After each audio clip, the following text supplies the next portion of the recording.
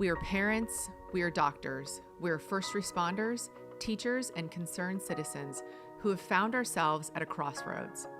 We see our freedoms being stripped away, and we can no longer stay silent.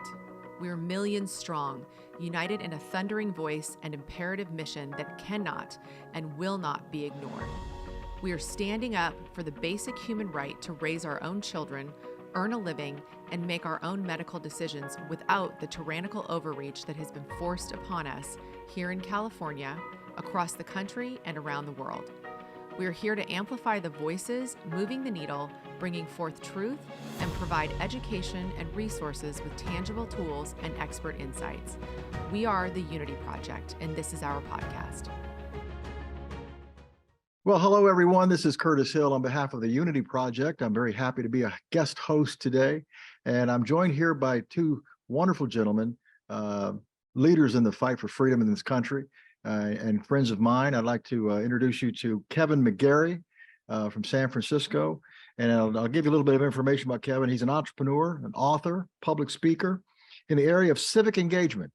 Kevin serves as chairman of the Frederick Douglass Foundation of California, and he's an executive with the Douglass Leadership Institute and the North Star Leadership PAC.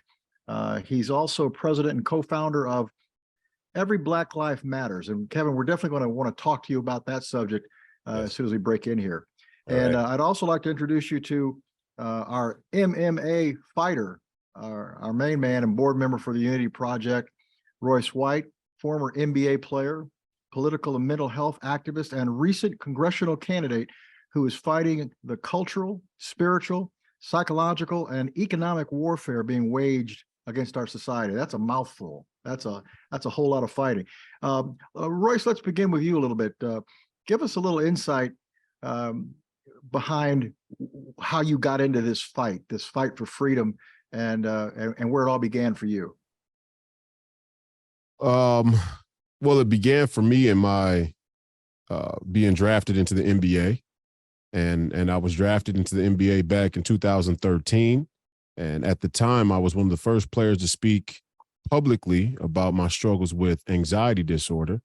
And it was a big deal in the sports world because no athlete or any other public figure had really spoken openly about anxiety in a way that wasn't stemming from them have gotten in some type of trouble where they needed to be open about those issues to explain why they had gotten in trouble. I hadn't gotten in any trouble. I just happened to let it slip one day in an interview with a very prominent publication. I think it was ESPN, that I was struggling with anxiety because I was talking about my pregame ritual. And so, just. And what was that? What was your ritual? Oh, the ritual was just simply that I didn't eat before games. Right. I mean, so the reporter asked. That was it?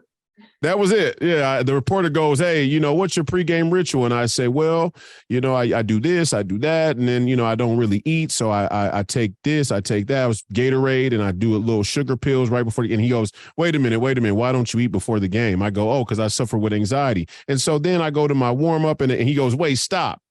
What do you mean? What are you talking about anxiety?" So that kind of opened up Pandora's box, and it became a really big story in the NBA draft that year. And when I got to the NBA, there was a huge discussion about where I would end up and how the team would view mental health, how the league would view mental health. And I tried to approach that conversation or that sort of situation in good faith. Till one day it came to sort of a head with me and the organization. And I asked the question, well, let me see the policy. Let me see what's written down. Let me see what mental health policies exist in the collective bargaining agreement.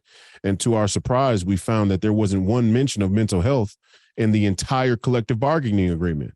And so I said, okay, we either have to create a parody, a document that recognizes parity between mental health and physical health for the physical health documents we already have on the in the CBA, or we need to create an addendum. And the league wasn't open to either one of those things, and hence started my fight around mental health within the NBA as a representation of the corporatocracy.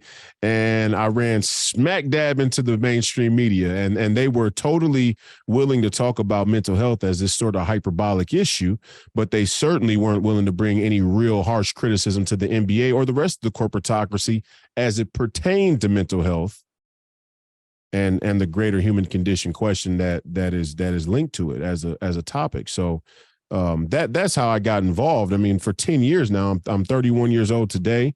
That happened at 21 years old. So the first 10 years of my adult life, I've been fighting against a very powerful mainstream media machine and the narrative to try and misinform many people about the most basic elements of human life in our society. So your personal battle has paralleled what many in this nation have undergone in the last 2 years.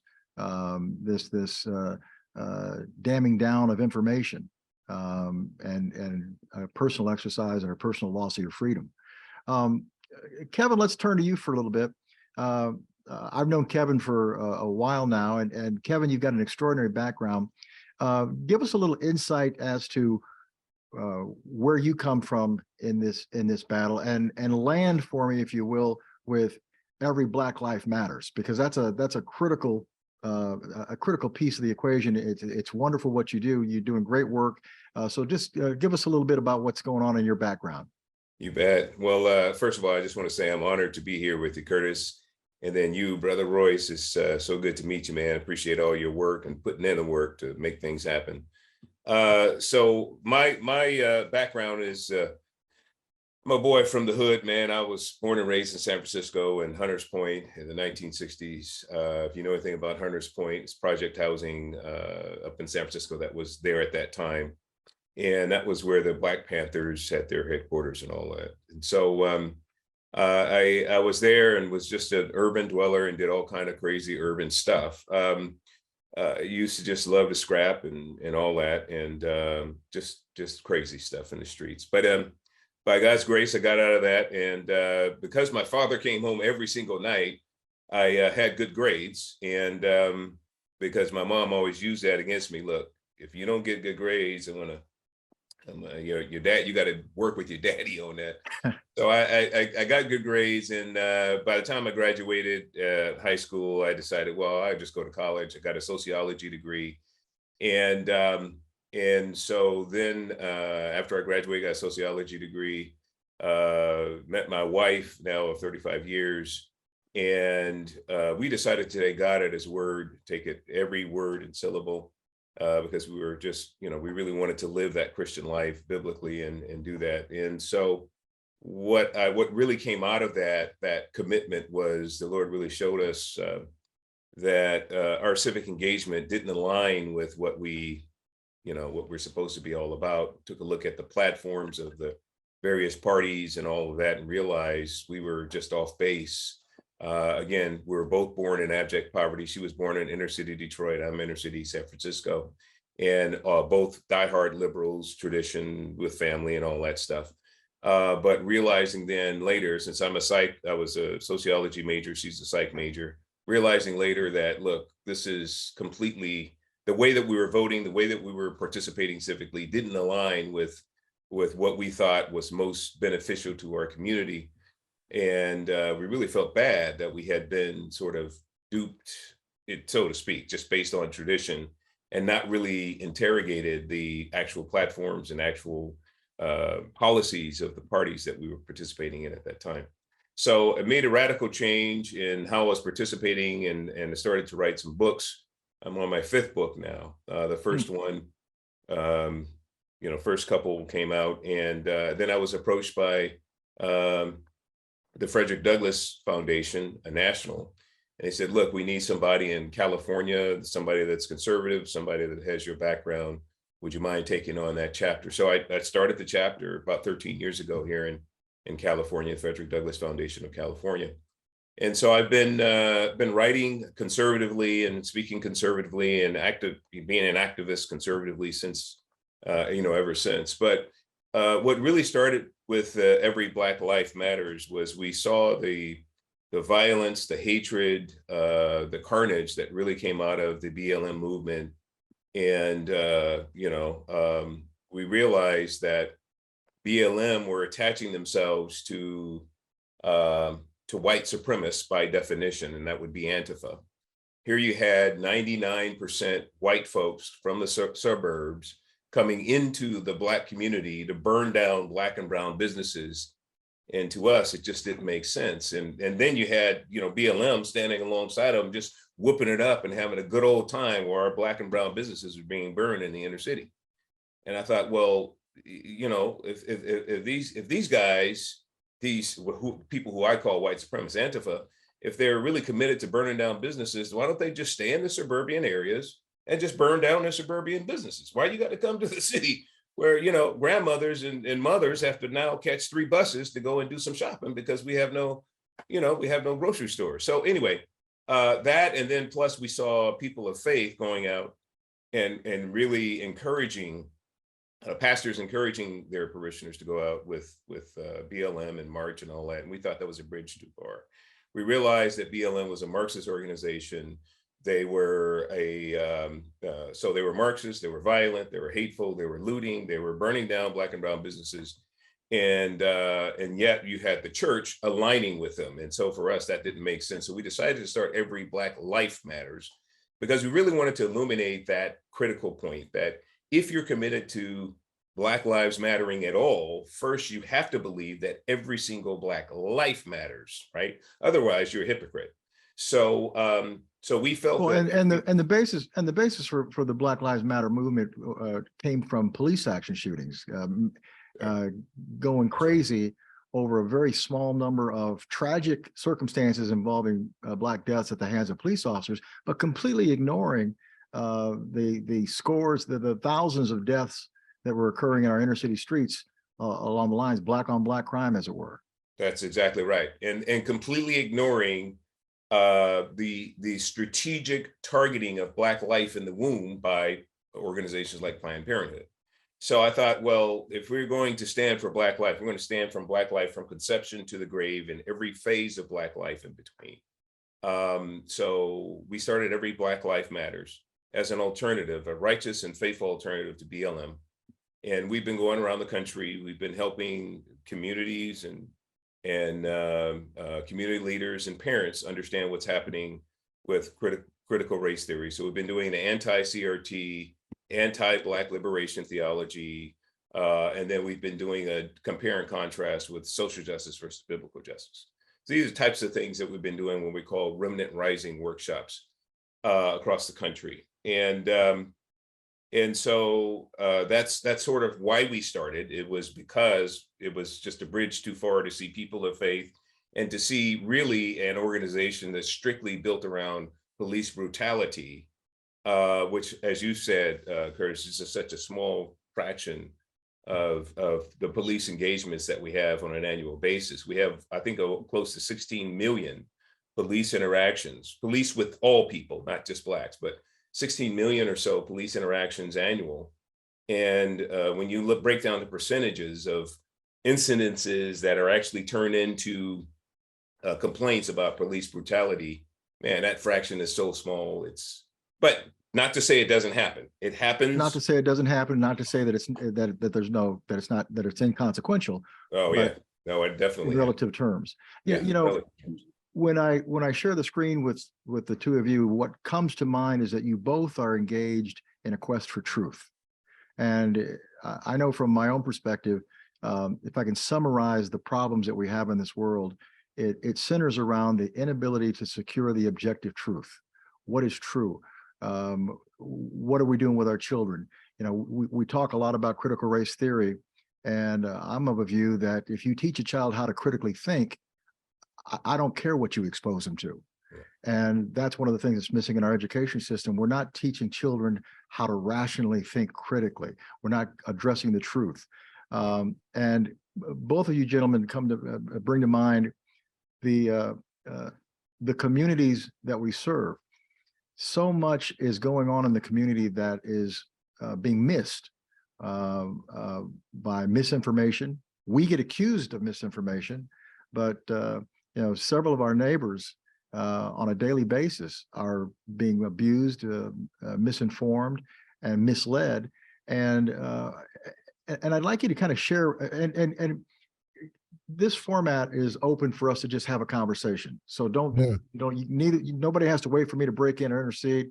Royce, if you want to say something that Kevin's saying, Kevin, if you want to say something on Royce, let's just talk and get at what our issues are. How did we get to where we are as a nation? What kinds of things do we need to be doing to provide information and leadership to those that we serve? How do we take a divided nation and bring it together? How do we take a divided Black community and bring it together? How do we address the issues of the Black community having, in my view, been brainwashed over decades, if not centuries, about what behavior and attitudes they should appreciate? Because from my standpoint, I see the Black community as strongly biblical, very strong faith in God, very supportive of life, desirous of an education and educational opportunity. Many things that would traditionally fall in the path of so-called conservative viewpoint. And yet there is such a reluctance to embrace candidates for political office or themes that get away from the narrative of the Great Society from Lyndon Johnson on forward, notwithstanding all the data that exists that demonstrates that everything that's been occurring so-called for the interest of the Black community since the 1960s has failed miserably. Royce, give us a sense in your mind of how did we get to the point where we are now so that we can sort of address where we go from here? Well, I think, there's a very fine line between the many different double crosses and triple crosses that have occurred in the Black community, for sure, but on the entire American public, on the entire modern society, from here to Beijing. I mean, just layer upon layer of lies have been told from a variety of angles. And I mean, you could go back to the inception of our nation, right? You can go back to the Declaration of Independence and the writing of the Constitution, and the simple history that's missed in that. Many historians believe now that probably 11 out of the original 13 colonies didn't want slavery, but that at the time, if you owed the bank money, you couldn't legally give up your slaves. And the original 13 colonies didn't want to incite a war with the king, who they were trying to diplomatically, separate from, on a more intellectual basis. I mean, that's totally lost on Black people today, Well, and there was also a problem of that people had of what to do with the newly freed slave. There wasn't a plan on how to manage that process. Right. I mean, and so, let's fast forward to the Civil War and saying that Lincoln made it very clear that the reason he was willing to go to civil war was largely based on his Christian beliefs, and that he didn't believe slavery was right on a fundamental basis, and that it was a huge moral implications to the nation. Now, were there other strategic, political, or military reasons to advocate to free the slaves? Okay, sure. But just in a strictly political sense, how we went from the Civil War to World War I, World War II, and then the Civil Rights Act, that chunk of 100 years is so well manipulated in the mainstream narrative. It's hard to even talk to a lot of Black people today about these issues. I mean, they have a baked in thinking about these things that are completely confounded in the real history. Right. I mean, even, and here's where we are. I would have to disagree. I don't actually believe that the Black community is as biblical or conservative as we think. The Black community has ties to the church in some ways, and because we have a sort of let's say a great deal of crisis in many areas, you see a sort of a need for familial bonds and tight familial families, even familial extended familial bonds. Mm-hmm. Right? I took the kid in down the street because his mother was on crack. That doesn't make us biblical. That makes us human. It makes us responsible. Kind. It makes us responsible, but it doesn't make us biblical, and that distinction should be made. And I just read an article today from the Gallup poll that says now only 45% of Americans overall, report that they belong to a mosque, temple, or church. So that's alarming in and of itself. But let's take this all stems back to the Civil Rights Act. The entire condition of the Black community today hedges on one single fallacy, that our freedom and our liberty relies on the ever expansion of government. Yes. And you could say that Martin Luther King, as profound as he was, as eloquent as he was, as deep of a thinker as he was, as much of a scholar and historian that he was either in on or made to be the useful idiot in this specific context, in a plot that would promote an ever expansion of government into a perpetual future. And that is what has happened. Black people today believe that the only way to secure their freedom and not revert back to a racist society where they will be enslaved or segregated is that we continue to expand the government into an infinite, into infinity. And you ask people that, you go, why would you individuals who, let's talk about my generation, you individuals who go on Instagram and you have these delusions of grandeur and these pipe dreams about being some affluent metropolitan world traveler, why would you opt for a welfare state? Why would you vote for a political party that openly promotes that they want to make you permanent wards of the state? Do you not remember James Baldwin? And they don't remember James Baldwin. They don't know James Baldwin. And they get confounded with the way that James Baldwin's words were used in the times when they were said, when you pull them away from their context and you clip them in a TikTok generation and you bring them into 2020 and you say, this guy would have been Black Lives Matter. And James Baldwin was a homosexual, I believe, but he still had the intelligence and the insight to say, if you make me a permanent ward of the state, then I'm not free. And that's lost on the liberal left, and by way of it's lost on many Black people in our community. And we make this thing, all these issues seem complicated. They don't seem that complicated to me. The real issue is that we have a crisis of selling out. Yeah. Right. We have a community full of sellouts. Let's go to athletes, the entertainers, the comedians, the C-suite executives who get brought in on some affirmative action, racial equity, the community, the community nonprofit leader. I mean, across the board, we just have a widespread belief that we either need government protection to secure our freedom, or we need to assimilate into a white world by being materially successful. And nothing about that is Christian. Nothing about that is American to me. Kevin, after hearing that, what do you think is where did this come from? I mean, through our history, and Royce kind of walked us through slavery and even the Jim Crow era to the modern Great Society, big government. This recent, and when I say recent, I'd say in the last 5 or 10 years, things have really ratcheted up. Can you pinpoint where that's coming from? Well, yeah. So I think that the globalist forces are really, really agitating what's happening in the streets. Okay, a lot of people don't realize this, but Ibram X. Kendi, how to be an anti-racist guy, professor, and all of this. he is actually literally he's a disciple of Klaus Schwab and World Economic Forum. Yeah.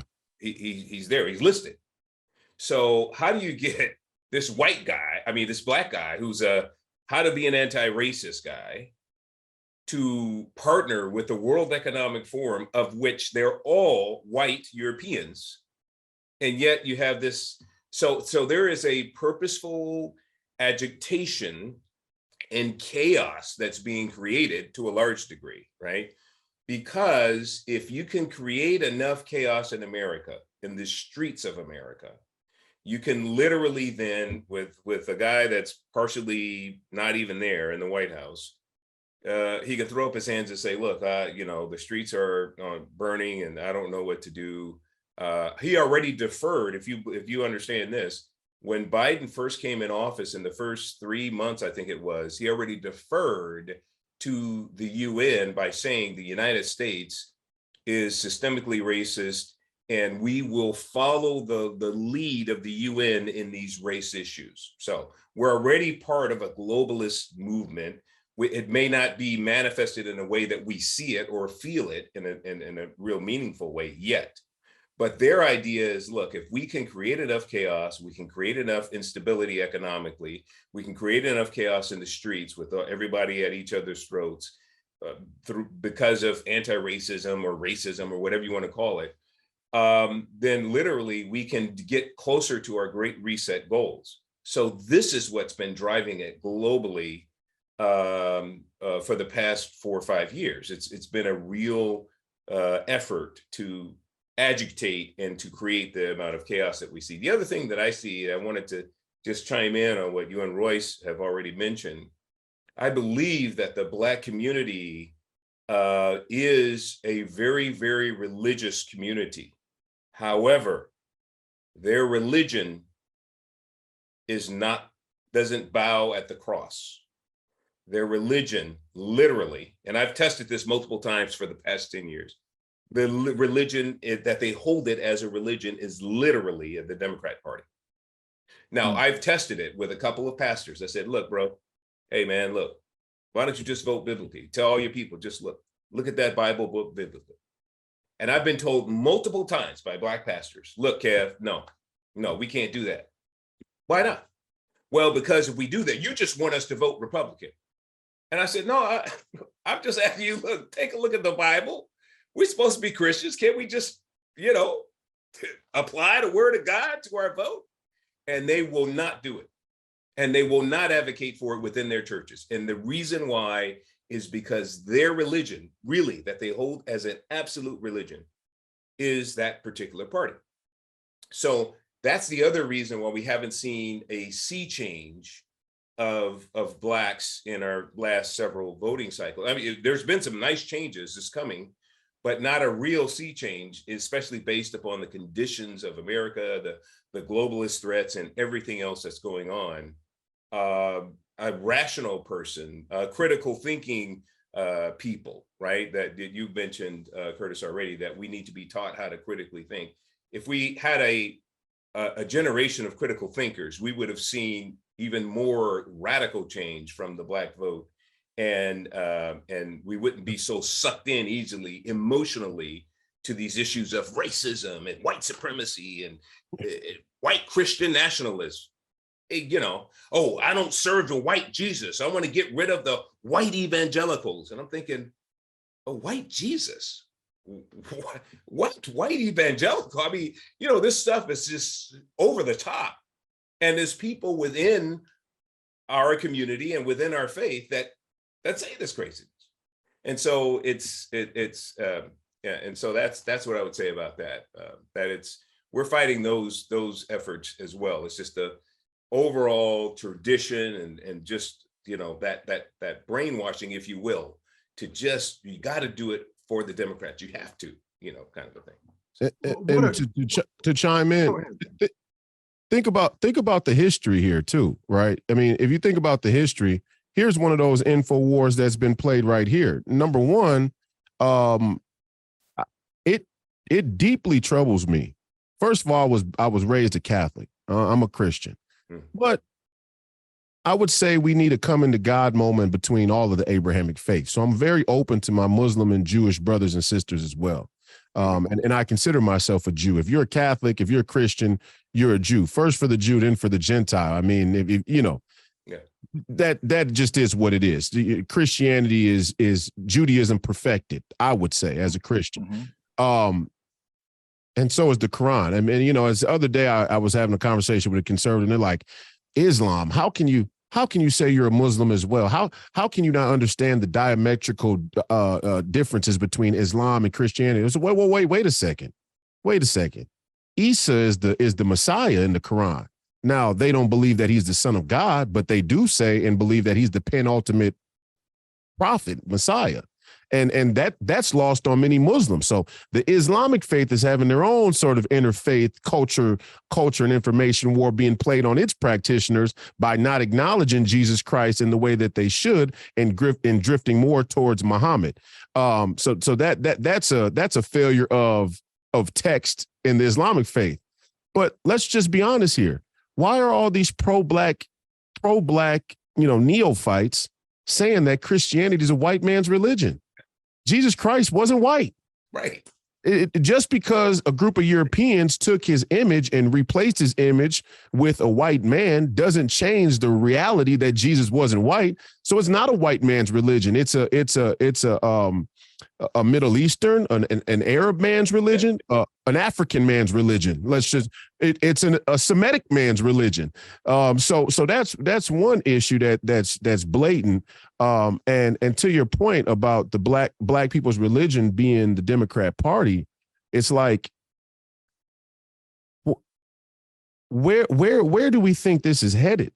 You know, I just ask my friends my age at 30 years old who are even Christian, who say they're Christian. And I go, you know, the church that you go to, well, how do they feel about gay marriage? Well, how do they feel about abortion? Or how do they feel about freedom, about let's take away the political wedge issues. Let's go back to free will versus predeterminism. How do they feel about free will? And we have an issue where a lot of these pastors are sellouts, and it's hard for me to discern whether they have sold out for a hand-to-hand payoff or whether we're suffering from a downstream issue of the scam of separation of church and state. Right. So either you actually took a payoff from the BLMs or the Democrats, or you take a payoff by being a tax exempt institution based on the fact that you won't weigh in on politics or promote political candidates.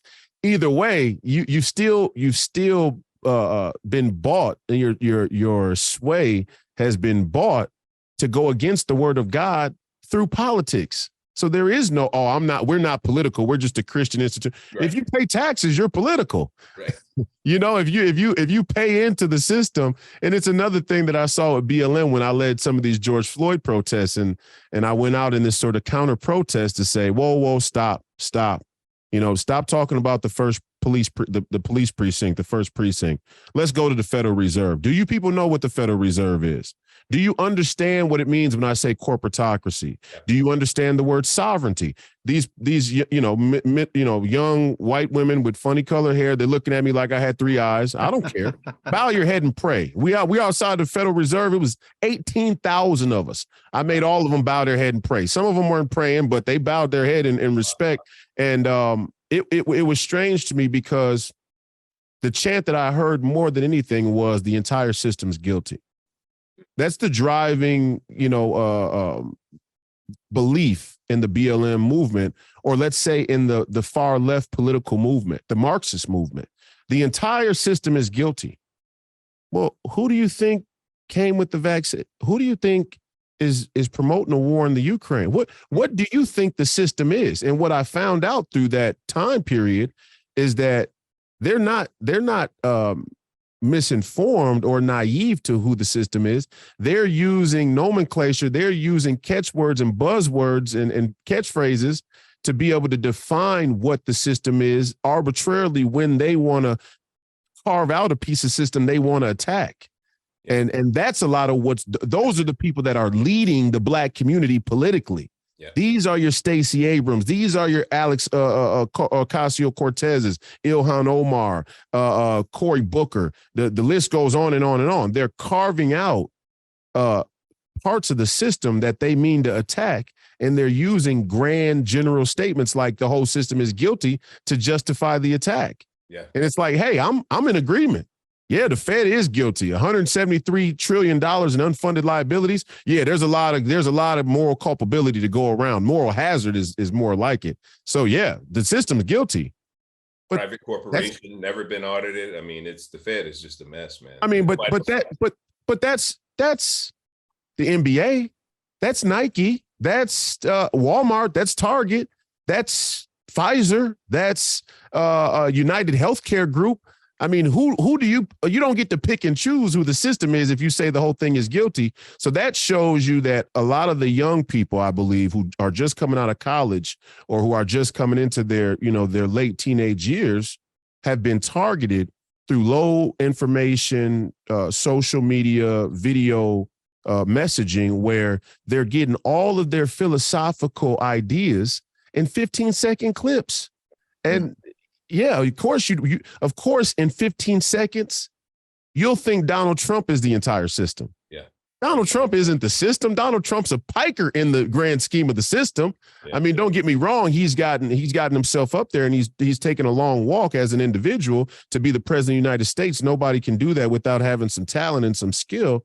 But he's not running anything. That's right. The military industrial complex, they don't even want to talk about these things.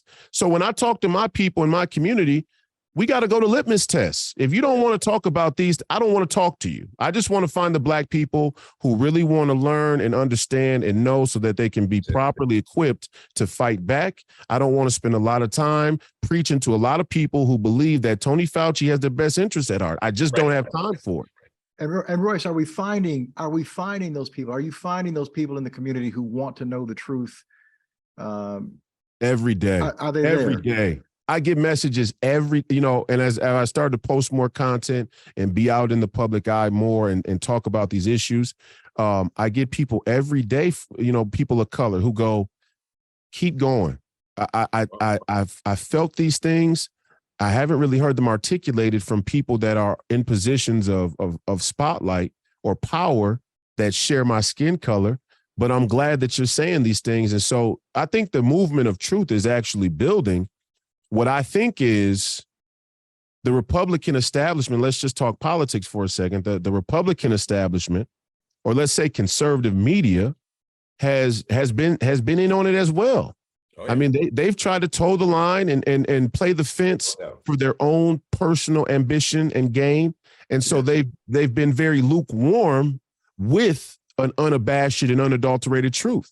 Yeah. So I can't even really see, it's hard for me to take a head count on how many people have been exposed to the truth and rejected it or have actually never encountered it.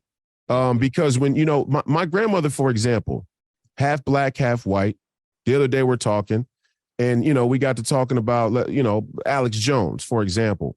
And she goes, what he said about those kids in Sandy Hook was just terrible. And I said, yeah, that was terrible. But were you aware of Alex Jones in 2000 when he was going after George Bush?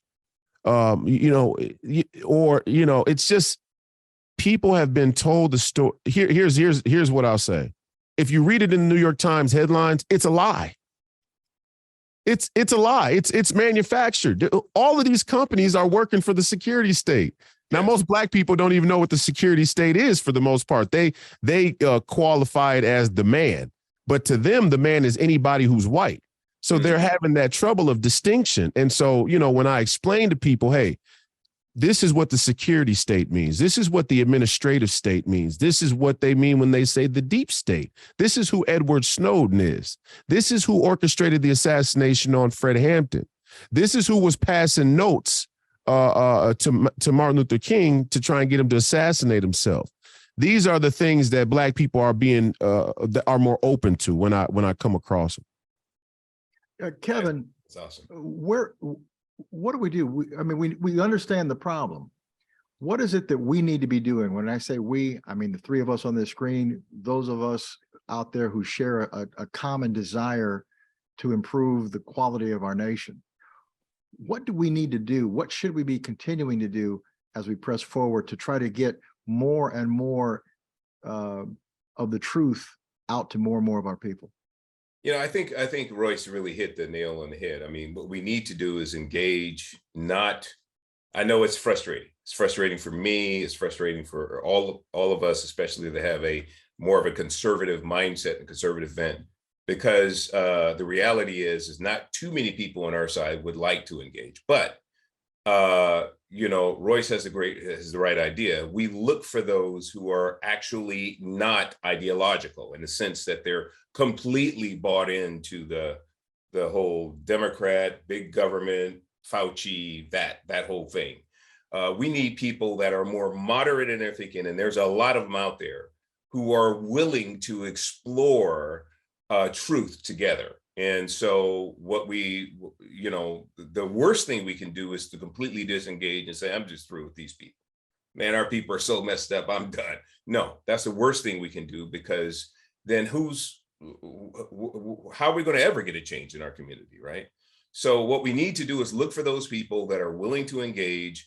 And then when they are, we need to be willing to step to them and convey appropriate truth and bring them along. It could be a process. You know, most times it is, because there's really entrenched strongholds in the mind that a lot of people in our community are just holding on to. They don't know why, other than tradition, mom and them, dad and them, or whatever. But you know, we need to just be willing, and this is where love comes in. Because when you love someone, or when you love a community, you will put yourself out there and basically sacrifice, right, for your brother or your sister, right? So you'll spend the time, right, like Royce is doing right now, and saying, look, man, I just want to spend this time with you so we can, you know, kind of chop it up and reason together so we can figure this thing out. Because the worst thing for your family, your community, my community, is for us to be completely separated or completely jacked up with our thinking and not ever come to know the truth. So if we can just, you know, step into the conversation, look for opportunities to get involved, to actually engage, that's a great thing. Now, I've been trying to do this, especially with Black pastors, for years. And the reality is Black pastors, by and large, I'm making a generalization here, do not want to engage. They just don't. They would rather be stuck right where they are, the mindset they have, and shepherd their people down this golden path of in my mind, of destruction, because they have a particular way that they want to continue to think. They don't really want to think different. This is what I find in working with the Black church. It's just very, very difficult. There's a lot of white churches or multi-ethnic churches that I have more success with, right? But I don't care where. My prayer is, Lord, just send me where there's a path, so we can just start to explore and bring these things forward and help whoever it is. And so I applaud you, Royce. That's exactly what we should be doing. Looking for opportunities to do that. And so I hope that answers your question, Curtis. Oh, absolutely. And let's talk to me a little bit about crime. You know, I've got a background as a prosecutor for a number of years, and public safety and accountability has always been very important to me. And we've seen a major uptick in crime everywhere, 30% in many urban areas. Lots of people put it on the pandemic. I think this has been a long time coming.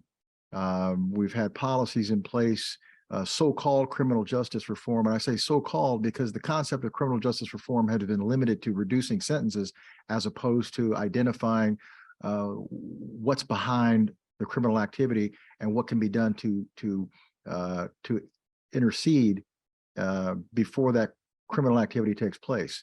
So I think this has been something that's been going on for quite some time.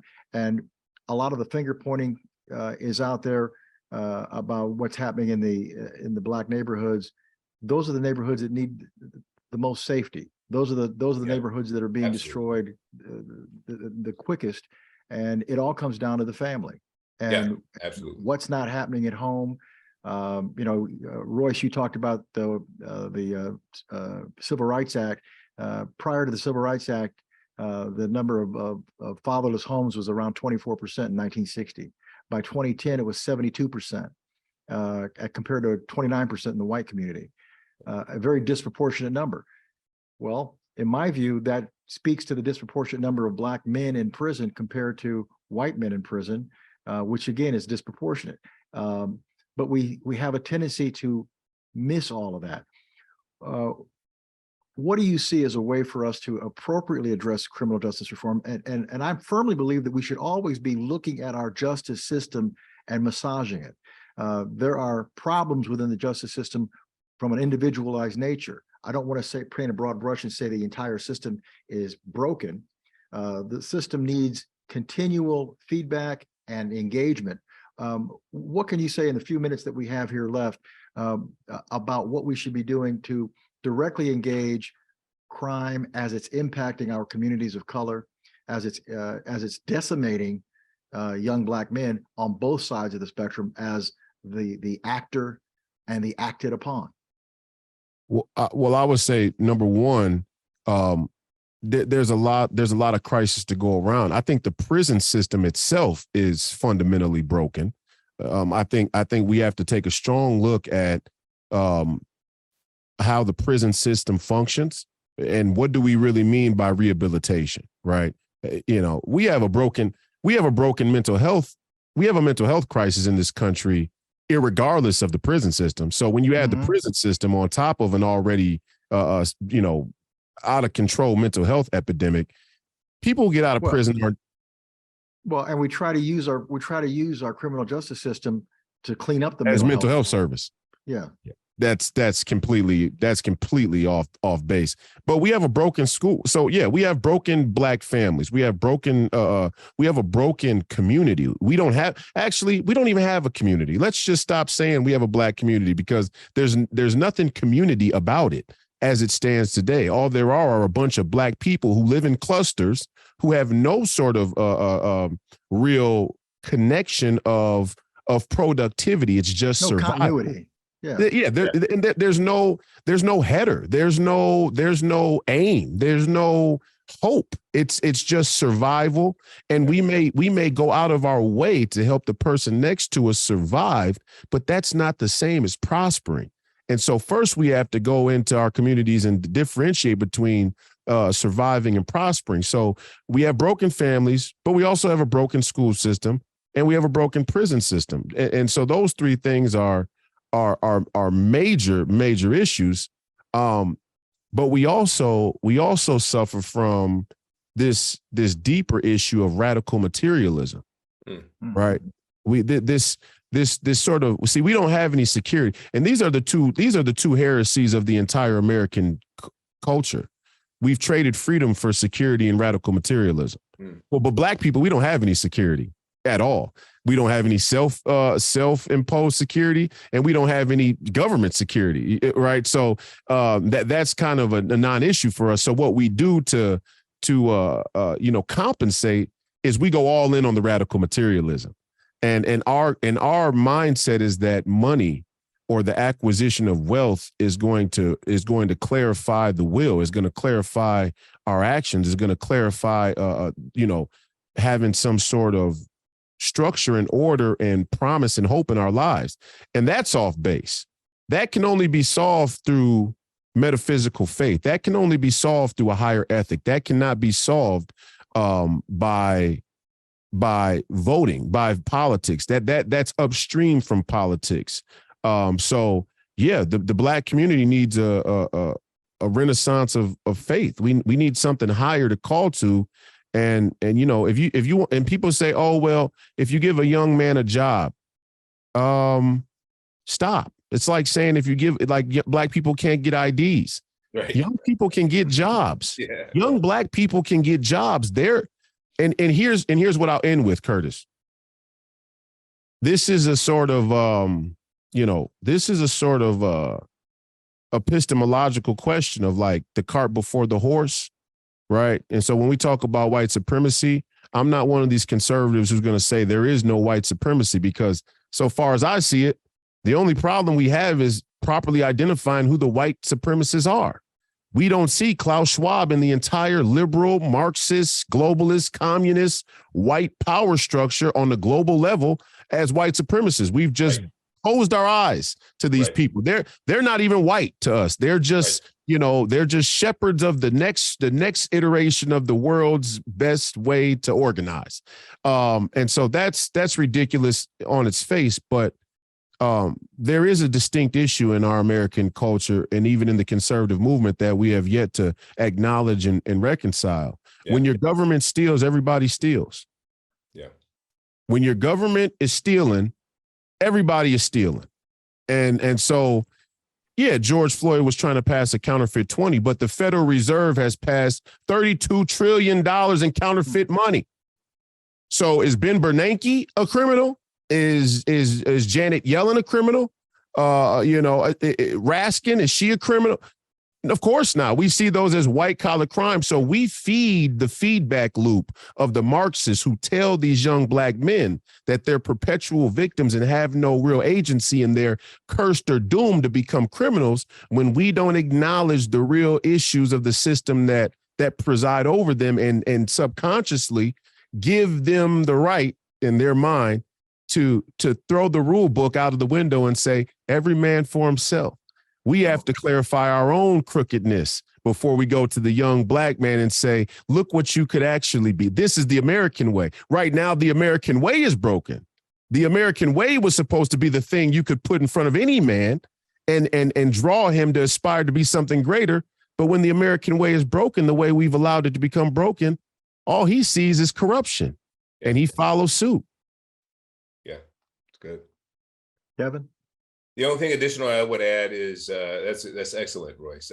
Right on point, brother. So the only thing additional I would add is, look, we do have some criminal justice reforms that need to be had. Biden and Clinton passed the 1994 crime bill. They put brothers behind bars on purpose, strategically, for a $5 or dime bag of weed or a little piece of crack. Comparatively, you had white guys with kilos of crack, and they weren't getting that kind of time. We were doing 25 to life on purpose by Biden. And I was trying to remind the brothers about this. Look, this is the guy who's done mass incarceration and you're putting them in power. Anyway, that's a whole nother subject for another day. But so we must continue to do that. President Trump was trying to correct what Biden had done. Then he, now he's out. Hopefully, if he gets an opportunity again, he'll correct more and more of that. The number two thing is the defund movement and the no bail movement had a disproportionate effect on our community. We had young mothers, we had young girls that are being decimated. Those assaults that happen to them aren't even being reported because, the response time from police is 45 minutes now in most of these inner cities. And they figure what are they going to do by the time they get here? So we have so many other crimes that are not being reported, especially that are targeting in our community, and we're all suffering because of it. We have these young girls now that are really having a hard time just getting to school without, being felt up or whatever. So, so those are the things that really hurt our community, and we need to do better with all of those things. Fatherlessness, of course, is the number one issue. The two biggest issues that impact crime and poverty are fatherlessness, according to social anthropologists, fatherlessness and school choice. Because we don't have those at a large degree, it opens up a whole nother Pandora's box of the rampant and volatile crimes that we have in our communities. So that's the only additional thing I would say about that. Well, super, fellas. I think we're going to go ahead and wrap up. But one thing I want you to consider, I think we ought to take this show on the road. Yeah. Let's get a little reaction from our viewers with the Unity Project. Because this is the kind of information, this is the sort of dialogue that everyone needs to hear, not just Blacks. Many of the audiences I speak to are white conservatives, and oftentimes they say, Curtis, what can we do? And much of what I tell them is you have to approach these communities, and I apologize for the because you're right, it's not a community, but we have to approach Black people with an understanding, with an empathy that you understand where they're coming from so that you can gain credibility. And then we go in and talk stats. You just can't go in and tell somebody, oh, you're wrong about this and you're wrong about that. That's never going to work because our folks have been conditioned to think that they're being lied to by any type of narrative that's not been the narrative of the last 60 years. But we need to find ways to bridge this gap, because it's only our people who are suffering from it. And I shouldn't say only our people, the entire nation's suffering, because if the Black community is suffering, the white community is suffering, America is suffering, and the world suffers. And if we're ever going to be the beacon of hope that the world deserves, we have to be a united America for that. And it's very imperative that we bring our people on board to demonstrate God's love, as you eloquently put, and forgiveness, so that we can move forward and make a better, brighter future for everyone. So, gentlemen, I want to thank you very much on behalf of the Unity Project for your time and your service. And we'll sign off now, and let's do this again very, very soon. Thank you. From all of us at the Unity Project, thank you for listening to today's podcast. We hope to continue producing content that amplifies voices, strategies, and resources. Please keep in mind that the Unity Project is a 501c3 nonprofit organization that relies on the contributions of our generous supporters to fuel the work we do in this movement. If you value our efforts, please consider making a tax-deductible contribution today by visiting our website at www.unityproject.com and clicking the donate button. We very much appreciate your continued support and confidence, without which our work wouldn't be possible.